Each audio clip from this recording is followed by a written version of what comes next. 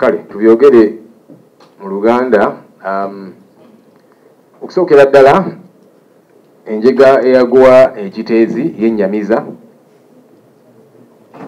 nate twongera okusaasira families ezafiirwa abantu baabwe, abalala bakosebwa abangi, abalala ne bafiirwa ebyabwe, bangi tebannamanya n'abantu baabwe wabwe bali.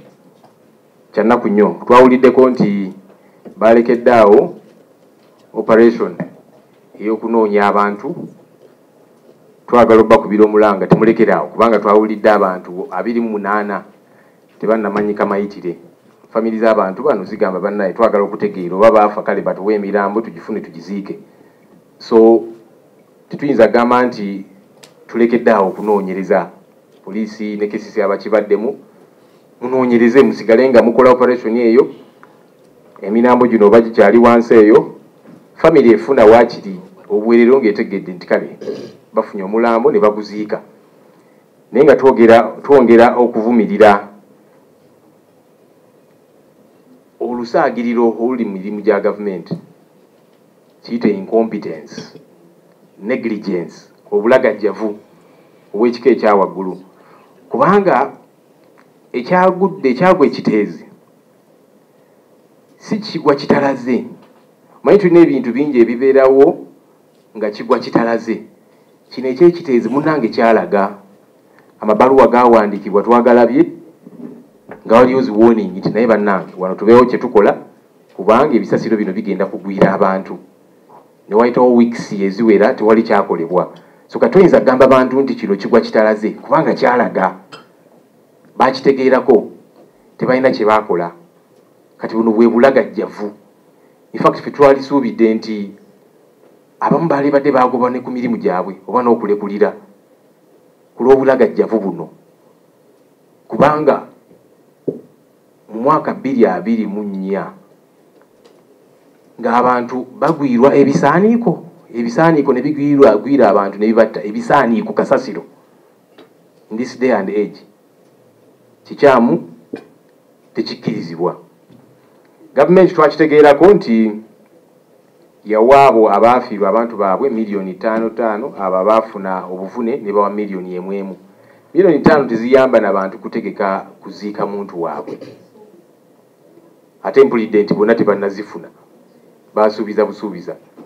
Kati ffe kitugamba nti gavumenti ekole bunnambiro okukompensatinga abantu bano okubaliyirira.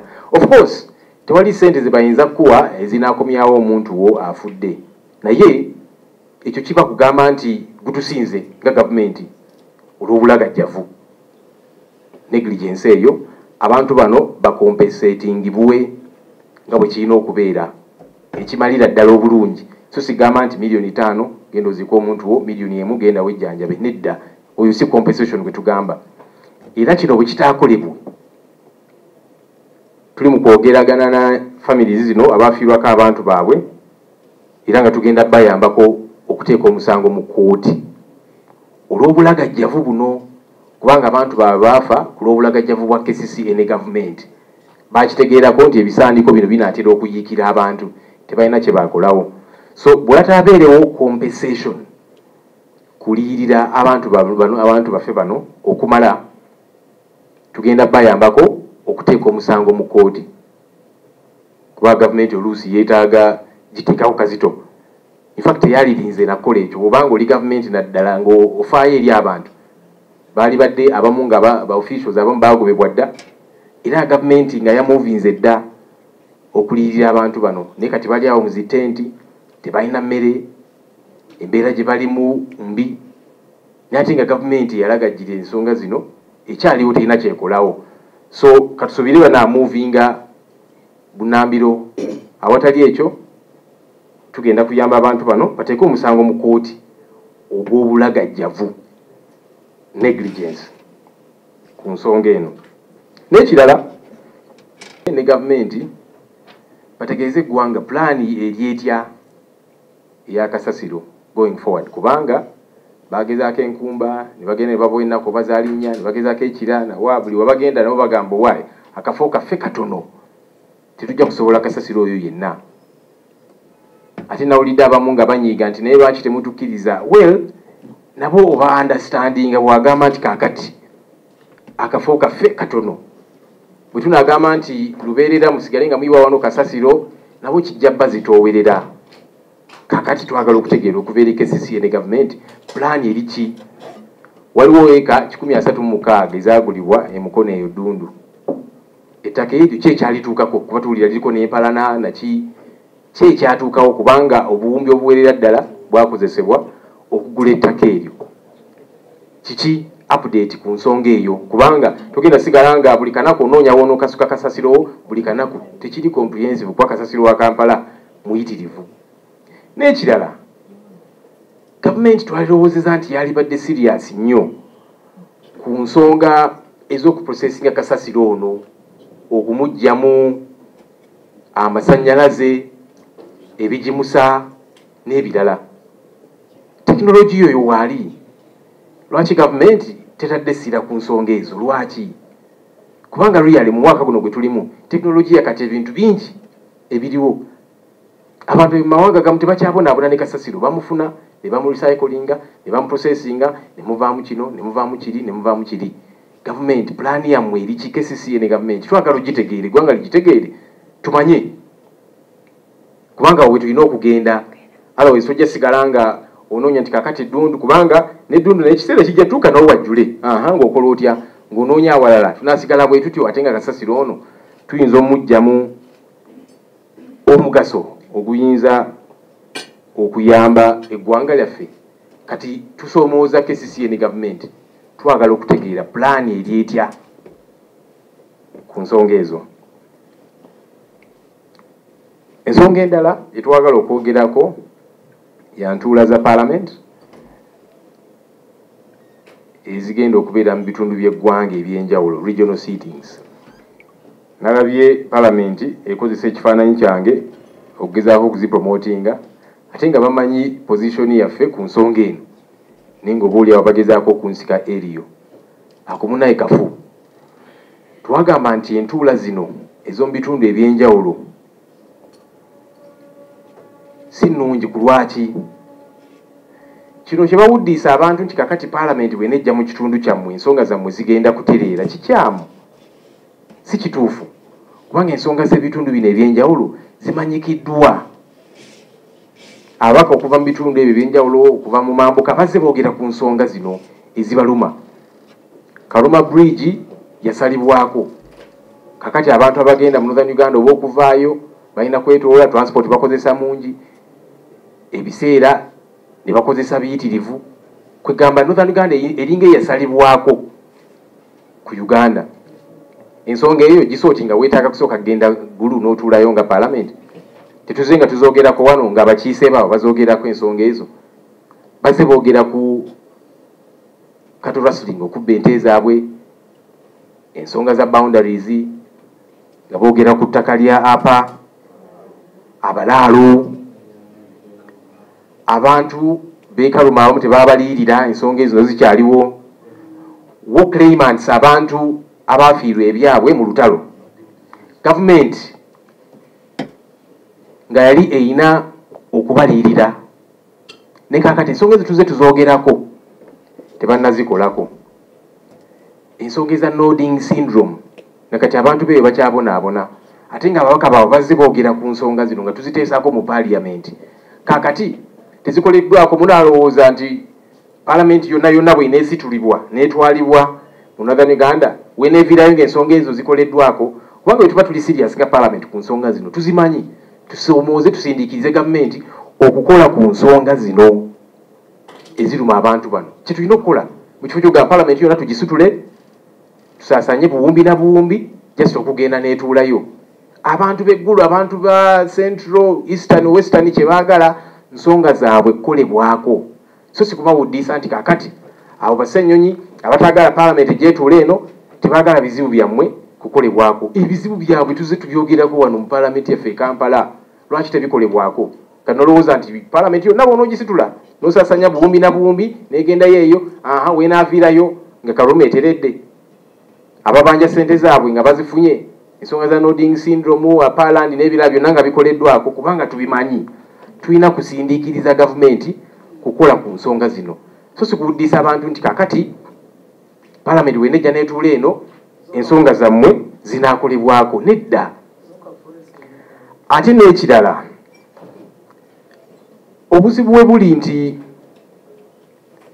entuula zino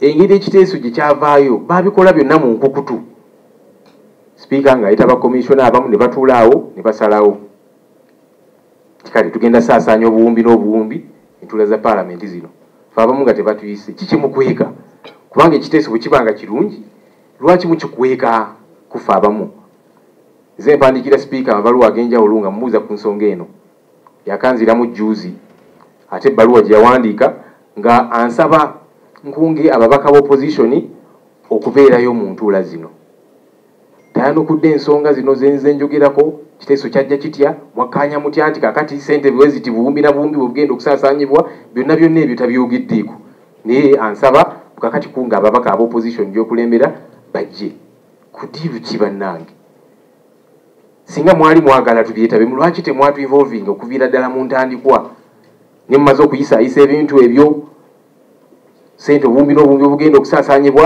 kakati mwagala tujje tubeegatteko wano ku lasiti nedda ate n'ekirala ffe tugamba nti sipiika bw'abanga afaayo nnyo ku bitundu by'eggwanga bino ebyenjawulo kale waayo wiiki emu buli kitundu wano mu paalamenti tuteese ku nsonga ezo nti kakati wiiki eno tugenda kuteesa ku nsonga za western uganda wiiki eddako tugenda kuteesa ku nsonga za northern uganda baminisita bekikwatako bonna babeerewo tubabuulire ekyokukola batuwe updates ababaka okuva mu bitundu ebyo ebyenjawulo batubuulire ki ekigenda mu maaso kubanga babeera mu bitundu ebyo bagendayo buli wiikendi bamanya ensonga ezibaluma n'eziruma abantu baabwe tukikole wano awo ndikikola nga ssente mpitirivu tezisaasaanyiddwa mu ngeri etategeerekeka ebyenkukutu byebagezaako okukola obanga ofaayo nnyo ku nsonga z'abantu bano muze mulaba abayizi abaakamala emisomo gyabwe abasawo medical interns nga beekalakaasa buli kanaku banaye mutu deploying ministry of health yagamba twetaaga bilioni 18 backlog yonna abo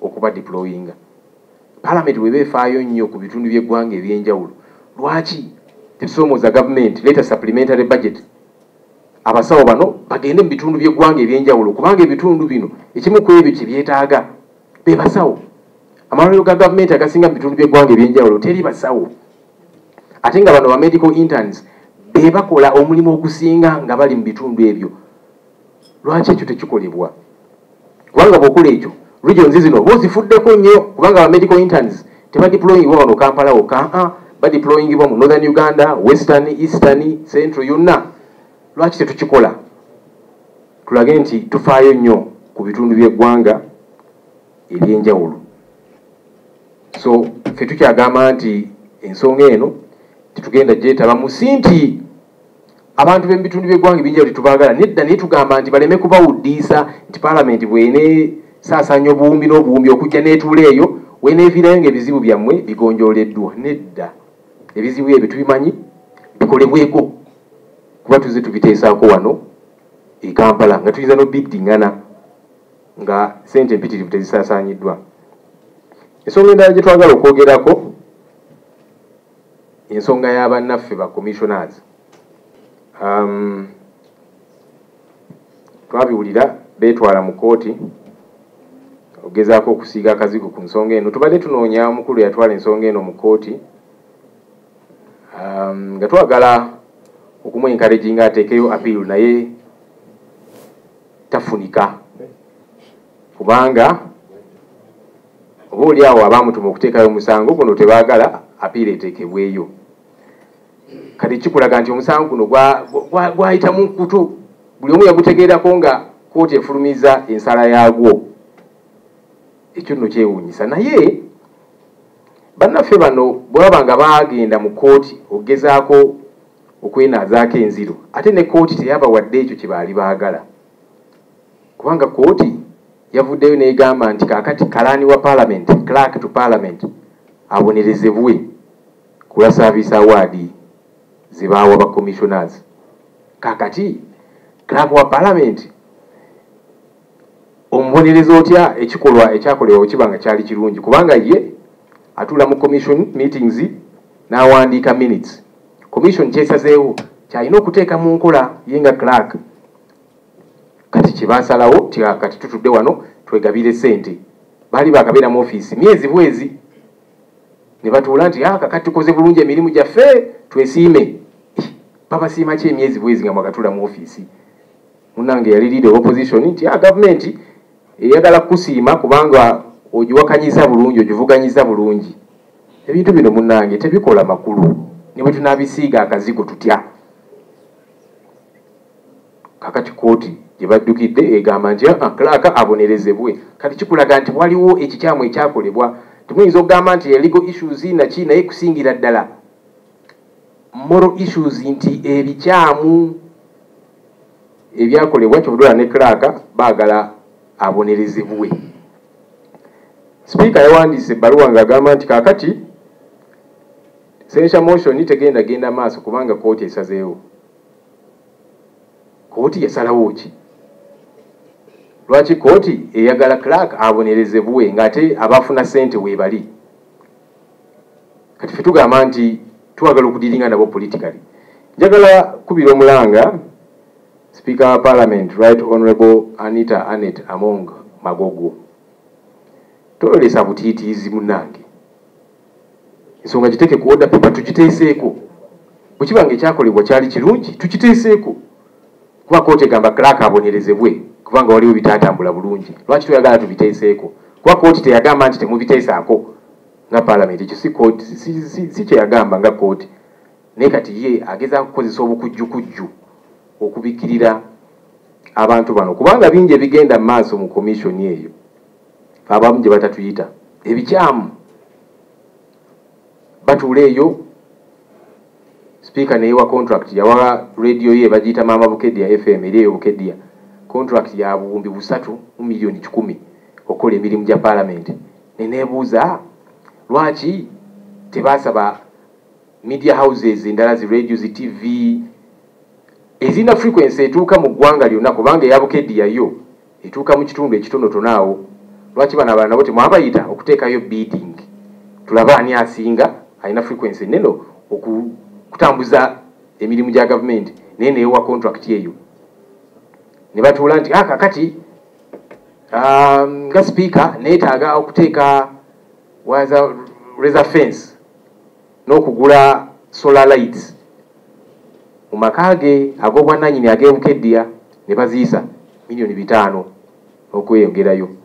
Ne bayisa n'endala 591 eza generator. Kati ba commission abo baatula nabo mu bukundi mu kukukuta tebayinza gana kubanga nabo abawaayoko busaabisa bwali n'obulala.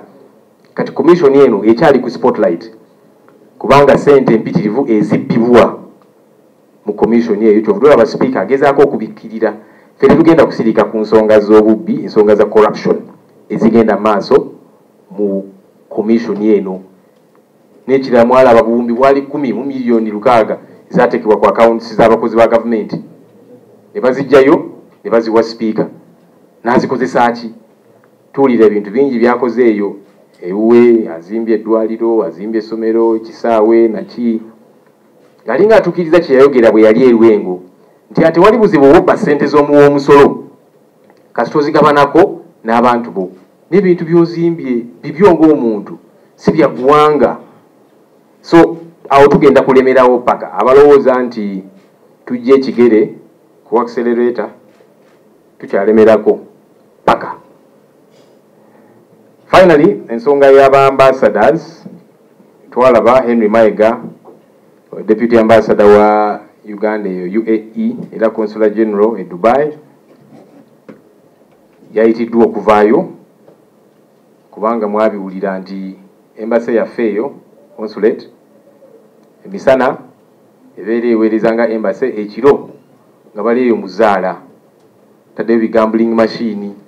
You can imagine embassy yakati yafuuka center ya zaala gambling. Omulala ambassador wa Uganda Joy Ruth Acheng owe Canada oyo yagobeddwa lwa kweyisanga ekitagasa uncouth behavior. yambaza obugoye nafunaawo ba refugees aba Ethiopia aba Kenya n'abawo obusente tugende twekalakaase ku streets za Canada nga tugamba Mwami Museveni akoze bulungi nnyo ambassador. Kati Canada yo ngeri gye serious negamba kana akavuyo tujja kakkiriza parking ebibyo oddeyo but we ambassador amanye ekyokola. Obuzibu bwe buli nti ba ambassadors bano bonna abasinga tebagwanidde na kubeera ba ambassador. Oli agenda ne yesimbawo kubeera omubaka n'agwa agakale plan B katukuwa obwa ambassador. Bagenda eyo ne bakola akavuyo akayitirivu kuba tebamanyi kyakukola. Baba balowooza nti kakati agenzeera eyo okukolerayo politics waabwe wa NRM. Ambassador si bwalina okweyisa bwati. So tugamba twagala wabeerewo review ey'abambasada baffe mu mawanga gonna gye twabasindika.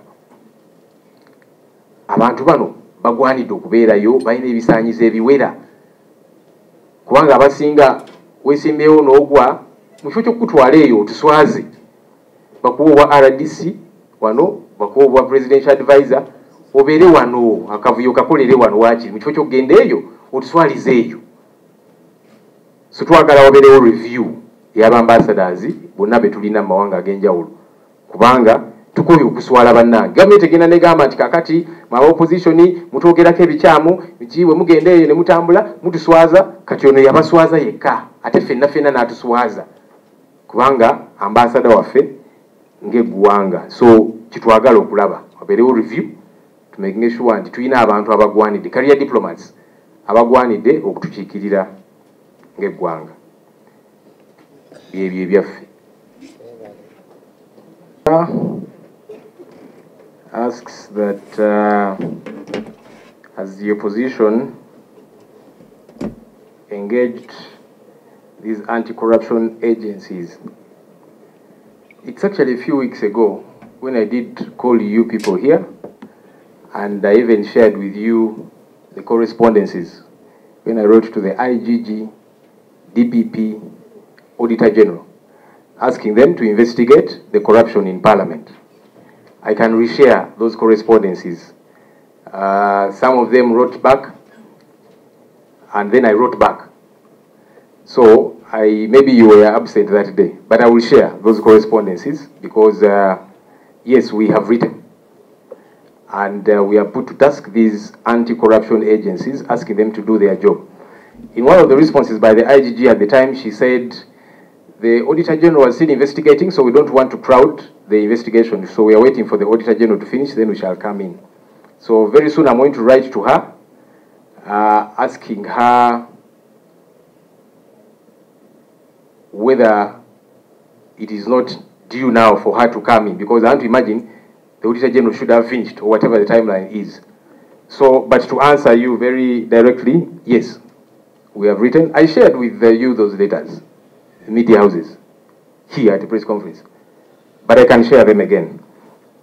Shamim, why take a while to talk about Chitezi? That's not true. Even when I was away, the acting GLOP, Chief Opposition Whip, the Honorable John Baptist Nambeshe, has addressed this issue severally on the floor of Parliament.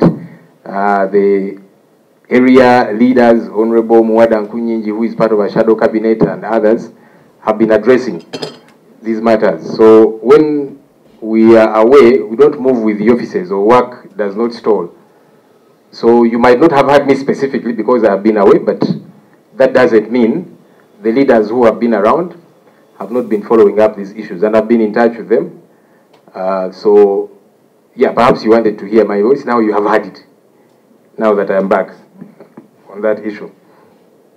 Humza is saying that I have not visited different parts of the country. Two things. One, that's not true. I've been to different parts of the country, whether it be as we carry out our mobilization activities as a country. When we go to these places, we also get to connect with the people, and we see the ills that are happening there. We've had by-elections, and we have gone to these different places. I might not have gone whether it be in the capacity of now as law, because there are challenges there. So when I went with the shadow cabinet to tour the roads in Kampala and the mess they were in, the clerk got orders from the speaker to withdraw the parliamentary vans. Can you imagine such pettiness? So they withdrew them, and then we had to hire taxis so that we continue with our work. So there can be those petty issues here at Parliament, that because Ssenyoyi is insisting on corruption in Parliament, we shall make it difficult for him to, whether it be do his oversight role and so on, but I still do find ways of doing that. So yes, I've been to many of these different parts. Recently, we were in western Uganda districts, and we saw the mess there of, as it has been in several other districts here. But I think importantly, when you say that, how do we know the issues concerning these people when we don't go there? Like I'm saying, one, we do go there, but number two, those people have legislators who have continuously raised these issues. So Parliament going to sit there in a big tent does not mean that that's when we'll get to know these issues, because we know them. They are always raised by their representatives whom they send to Parliament. So it's a lie to say that for the first time we are going to get to know these concerns when Parliament goes and holds a sitting there. That's a fallacy, really. Because these colleagues from these different places, every now and again, matter of national importance, petitions, and so on. So as Parliament, we know these issues. And that's why I'm saying we should be moving to address them. Nakamia, some opposition MPs say they will attend. That's expected.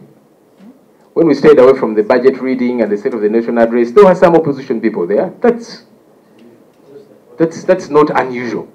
So yes, even in these regional sittings, there are some that will go. Yeah, that's not unusual.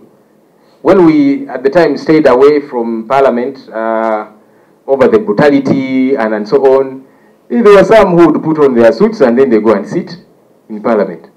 So it's not unusual. It doesn't mean that we cease to move. How does it become bad for an ambassador to express themselves? That was asked by, is it Kajubi who? Where is my friend Kajubi? I'm probably missing him.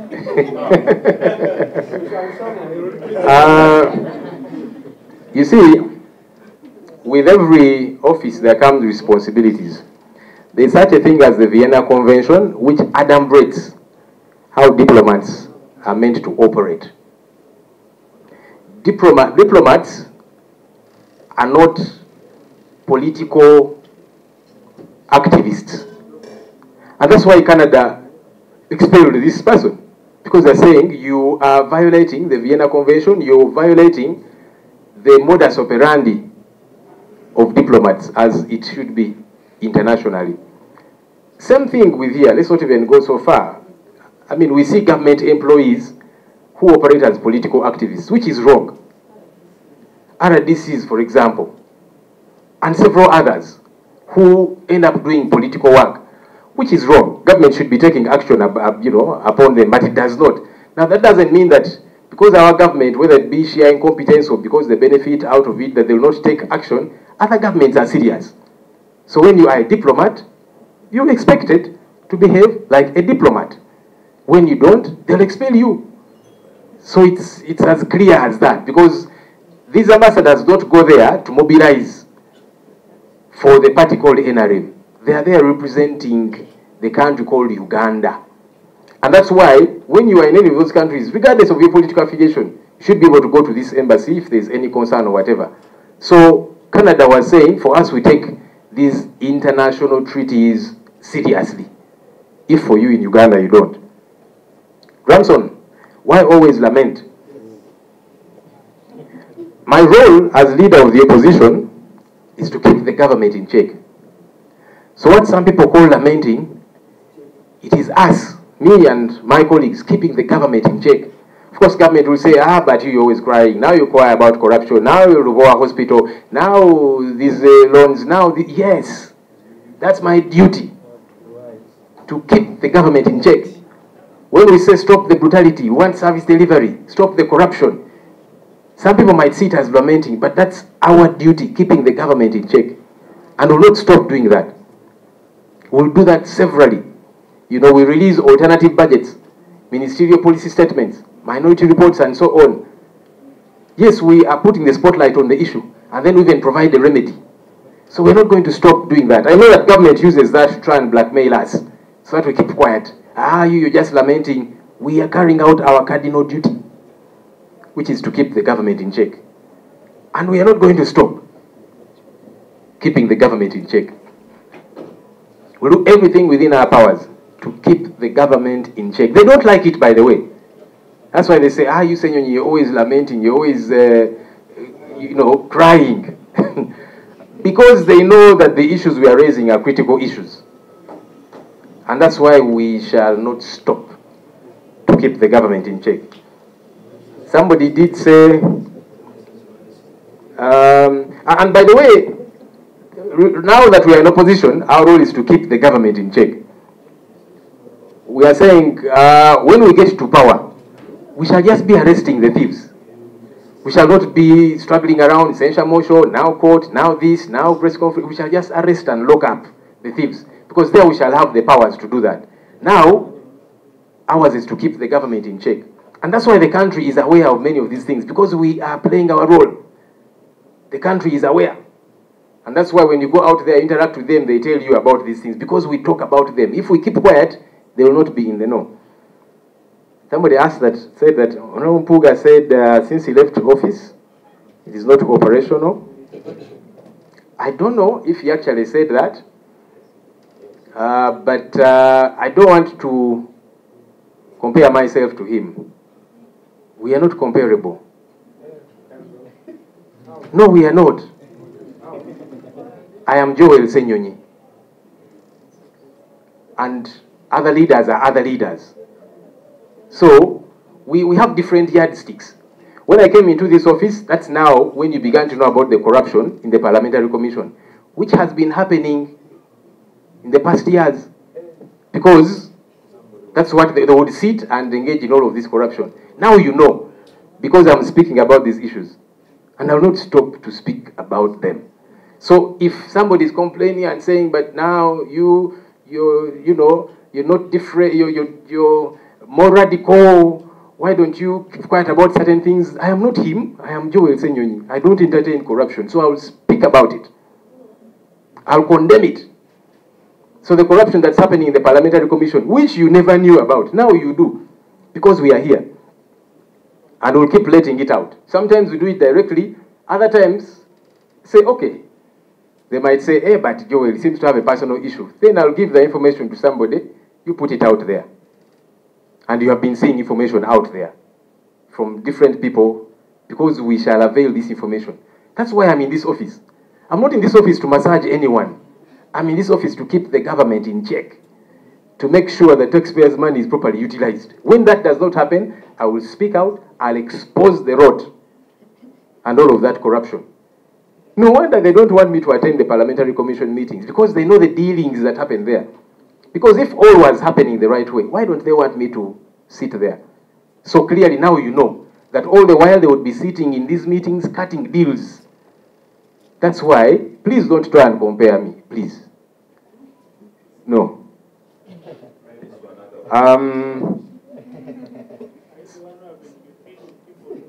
Eh?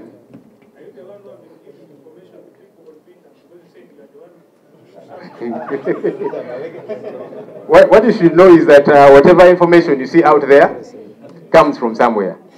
And that's why it is not disputed. Have you had them disputing it? That information that you see wherever. It may not all have come from me. But just know it comes from somewhere. And it is true.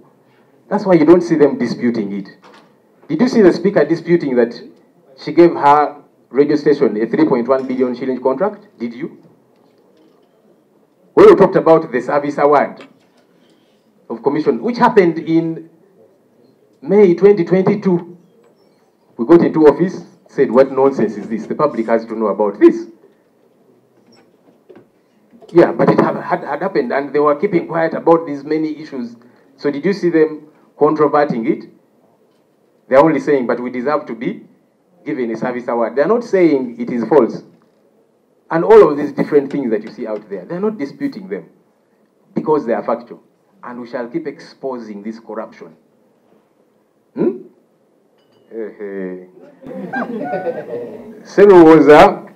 Some prisoners want to do plea bargaining. For a long time, many of these our colleagues have been telling us about being approached by state operatives in jail. Accept that you committed this offense, then you shall be released. They've told us these things because they keep being approached. And you see, that's the problem when you have regimes such as this one. Why are you pushing people to accept? Why don't you avail that evidence? Because you're saying they committed an offense. Adduce the evidence in court. But because they don't have that evidence, and they just want to mud-sling us and these people, they'll say, you accept that you did this, and then we forgive you. Because if they had evidence 4 years down the road, you should have availed that evidence in court. But it's not there. And they'll keep pressing these people against the wall, and yes, some might capitulate because they are human. All right? There are some that have said, no, we will not accept because we have not committed any offense. But there are others who might capitulate. They are human, and they'll say, you know what? I've been here all this while, these guys have tortured me. And sometimes they'll hoodwink them. Say, you accept, then we'll let you go. You accept, and then they say, okay, now that you have pleaded guilty, you're going to serve 10 years, or whatever the case might be. We are following up all of these matters, but we are telling the state, look, if you have evidence, produce it. Why do you blackmail people into accepting? Finally, Juma Kilia asked, what more shall we do about corruption? We are glad that we have engaged in all of these efforts to expose this corruption. That's the number one thing. Now Ugandans know about the corruption that's happening in Parliament and elsewhere. That's our important role, keeping the government in check and keeping the public abreast about what's going on. It's very important. Like I said, I wish I had powers. Many of these people would be rotting in jail, not the political prisoners whom they are locking up. Those are not the ones meant to be in jail. It is these thieves who are meant to be in jail. But what you should be sure of is that we are going to dig deeper. We are going to expose a lot more. In the coming days, you're going to see many other revelations. Yeah, you'll see them out there, as you have been seeing. So we'll keep doing that. We'll keep exposing this rot, this theft, this thuggery. That's our duty. And no one is going to intimidate me about that. And yes, I've got some people who tell me, but Joel, now you are knowing this person too much. Are they not going to harm you? We'll do our job. And so you'll keep seeing a lot more of these things, yeah? Now I'll put you on notice. Muluganda, yabuziza ensonga za IGG n'abala mukolaganye nabo ebitongole bino twali wano nimbalagamba baluwa ngamba wandikidde IGG, Auditor General, DPP gamba banoonyereze ku Parliament obubbi obuli wano. Kosi ne beebuzaabuza kale tukyalinzeeko tulindidde ono amalirize then naffe tujje era ngenda kuddamu mbajjukize okutuukiriza obuvunaanyizibwa bwabwe. Shamim, lwaki nduddewo okwogera ku nsonga zino? Yes, nze nganze mbadde siriwo ne bannange ababaddewo. Ensonga zino babadde bazoogerako mu Parliament. Chief Whip abaddewo, nga balala Honorable Muwada n'abalala babadde baziriko. Nina enkenkomyewo eddoboozi lyange oliwulidde. Minisita w'obutonde bw'ensi abadde azoogerako nnyo naddala ensonga ezo za recycling n'ebirala. Bannange bonna babaddewo kubanga yes, muntu omu ne bw'aba taliwo tekitegeeza nti emirimu tegijja ttambula. Gino sigala nga gitambula bwe kirina okubeera. Muhumuza, wali ogenzeko ku bitundu by'eggwanga eby'enjawulo, munna tugendayo nnyo. Ngendayo nnyo ku nsonga ez'enjawulo. Yes, nyinza okugendayo era nga tugenze ku mobilization nga NUP, n'era bwe ngendayo ndaba ebigenda mu maaso eyo ng'omukulembeze tukomawo ne tuyoogerako wano. Yes, oluusi bayinza okunnemesa okukikola nga leader of opposition. Juzi twagenda ne Kampala downtown ku nguudo embi mu Kampala nga tuzirambula. Speaker n'akubira Clark. Motoka za Parliament ezo batambulidde mu vans zonna ziveeyo ne bazijjayo. Ne tugamba kale tewali buzibu. Ne tupangisa taxi awo netugenda maaso n'omulimu gwaffe. So yes, bayinza okugezaako okulemesa oversight eyo naye tusigala tujja gikola era ebitundu bino tubigendamu. Naye n'okusingira ddala ensonga zino tuzimanyiiko yes kubanga tugendayo naye n'ababaka b'ebitundu ebyo ku parliament, ku floor ya parliament, buli omu abayogera ku bigenda maaso mu kitundu kye, matters of national importance ne babyogerako, petitions naki. So tuyinza gamba mbu kaakati kyetaagisa parliament yonna okusituka egende mu kitundu ekyo. Nedda, abantu bano basindikibwa, ababaka bano basindikibwa ebitundu ebyo tukwogera ku nsonga ezo. Ne committees ez'enjawulo zigenda mu bitundu by'eggwanga eby'enjawulo ku lwa parliament ne zikola reports. Kaakati lwaki tukozesa information eyo n'owuddisa abantu nti parliament yonna tulina ogisitula egendeyo as if waliwo ekyenjawulo okuggyako okusaasaanya obuwumbi n'obuwumbi buno. Nakamya opposition abamu bayinza okubeerayo yes kya bulijjo kibeerawo. Twagamba tujja genda mu State of the National Address ne budget mu abalaba abamu baaliyo bwe twali tufulumye parliament mwaka oguwedde ku lw'abantu abatulugunyizibwa ababuzibwawo naki mwalaba abamu ne bambala amasuuti gaabwe ne bagenda ne batuula opposition. So tekyewuunyisa nnyo, abamu bajja kubeerayo, tekyewuunyisa nnyo kiryawo. Kibeera kibi ambassador okulaga side ye gy'awagira. Eyabuze ekibuuzo ekyo nja musomooza asome Vienna Convention treaties zino ezimu eziraga bambasada balina kweyisa batya. Ambasada tagenda nga political activist tikakati yagenze nga muwagizi wa NRM aba akiikirira ggwanga lyonna. Kyovudde olaba amawanga agamu go gakitwala nga kiri serious ne baga kakati omuntu ono katumugobe. Canada kye yakoze kubanga wano e Uganda newankubadde katugambe abakozi ba gavumenti tebalina kwetaba mu politics bakikola. Gavumenti neyo tabako bakola ku kintu kyonna. Naye amawanga amalala go tegali bwe gatyo. Bw'ova ku mulamuwa ng'amateeka bwe gagamba nga bw'olina okweyisa nga ambassador bajja kukugoba. Ate Joy Ruth Aceng tebamugobye. Ramson Joy Ruth Aceng. Joy Ruth Aceng yerinnya lingambi, not Jane Ruth Aceng. Banjawulo. Jane Ruth Aceng is the Minister for Health. Joy Ruth Aceng yono ambassador omuswavu gwe bagobye gwe bakutte ku nkoona mubiraza wa NRM. Mune bwe buzibu obwo olumu oba ofaananya erinnya n'omuntu n'ogenda n'akola ebitaliiyo ebiswaza naawe n'oswala. Naye Joy Ruth Aceng yoyo. Ramson yes lwaki buli kiseera obeera mu kwemulugunya. Kakati obuvunaanyizibwa bwange kulondoola gavumenti kugikeepinga in check kyekino kyenkola munnange. Abamu bayinza okirabanga okwemulugunya ng'okukaaba bwe buvunaanyizibwa bwange ne bannange. Era ku lw'obuvunaanyizibwa buno ku lwakuno okwogera kwe bwamu kwe muyita okukaaba eggwanga kati limanyi ki ekigenda maaso mu parliament. Bumanyi eggwanga limanyi obubbi obugenda maaso.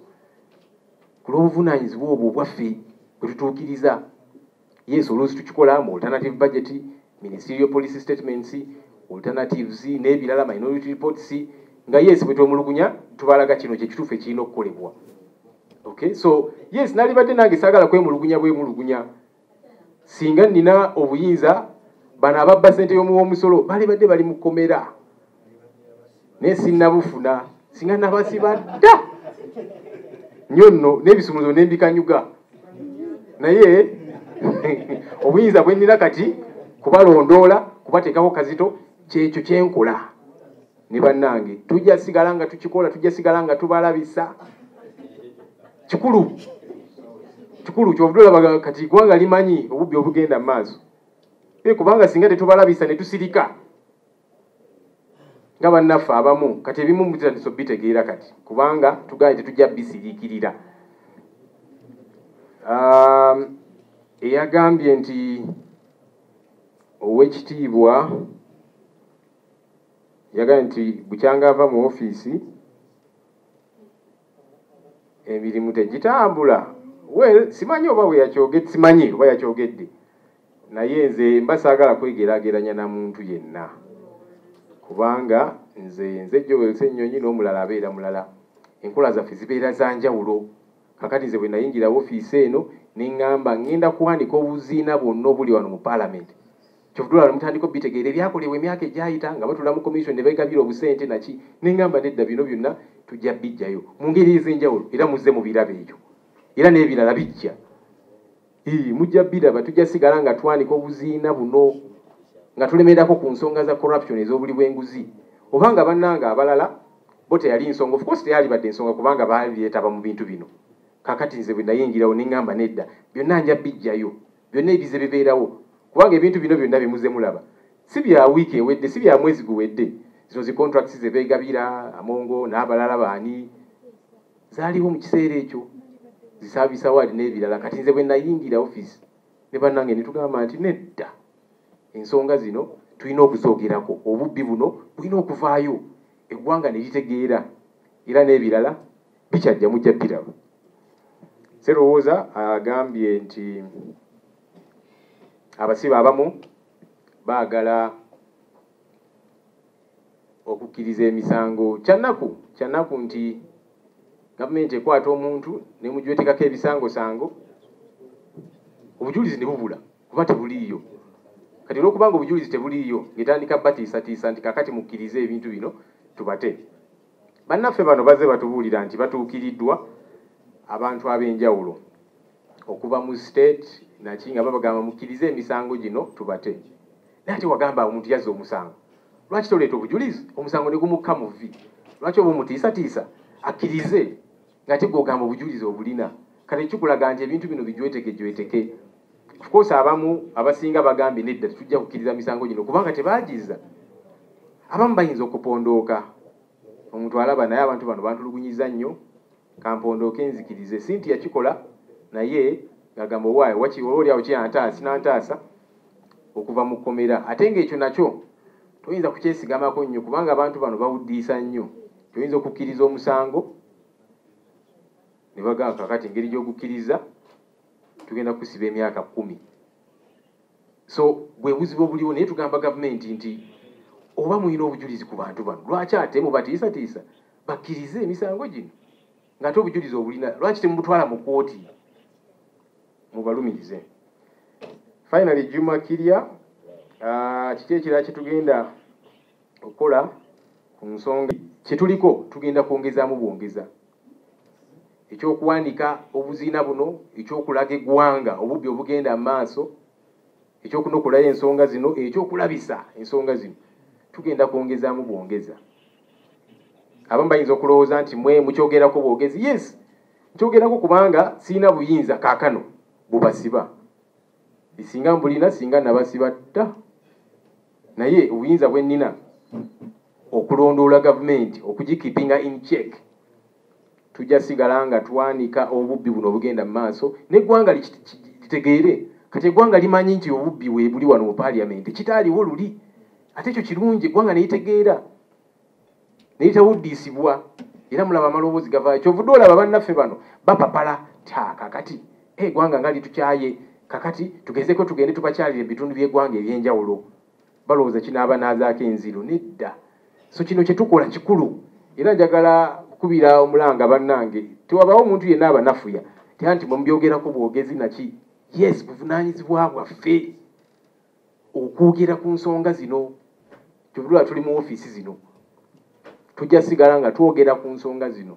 bwe tunayingira gavumenti nga tulina obuyinza awo tuba tetukyabyogerako nga Mwai Museveni naye abyogerako bwogezi n'addaawo neyeemulugunya n'agamba mwenjaba teka ku firing squad n'addamu ebyo kakati ffe tujja kuba tuganidda ono asibibwe.